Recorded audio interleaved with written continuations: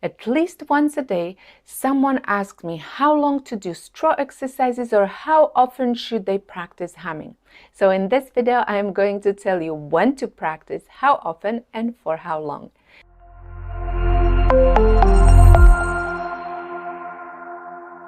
My name is Katarina. I am the founder of Vocal Freedom System for the Speaking Voice, where I help people reduce tension, strain, or even pain when speaking and get them back to speaking with a strong voice that lasts. I will start by saying there are no hard rules. We are all different. We are all working on different goals and we are dealing with different difficulties. But there are some general tips that may help you decide when to practice and for how long.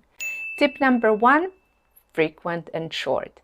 Frequent and short practice sessions throughout the day are better than one long session a week. This is especially true if you want to transfer your skills from the practice session to everyday speaking. Voice practice doesn't have to be long, a few minutes here and there. But frequency is important. I suggest that you practice a few minutes several times throughout the day. Also, if you are working on endurance and strength, more frequent and longer sessions are recommended. For example, 10-minute routine twice a day. Tip number 2, practice when you can. I just said practice a few minutes throughout the day, but not everyone can do that. So my second tip is about doing what you can. If you can give your voice only 2 minutes a day, do that. Don't feel bad about not doing more, because that attitude can actually trigger more tension. But also adjust your expectations. Realize that if you give your voice only 2 minutes a day, the progress will be slow. If you want faster progress or more tension release, find more time for your voice. Tip number 3, quality over quantity. If you don't have much time to spare for voice practice, give it all your focus. It's better to practice for 5 minutes with your full attention than 30 minutes in the car on the way from work. Don't get me wrong, voice practice in the car can be useful once you know exactly what you are doing and how the exercise is supposed to feel.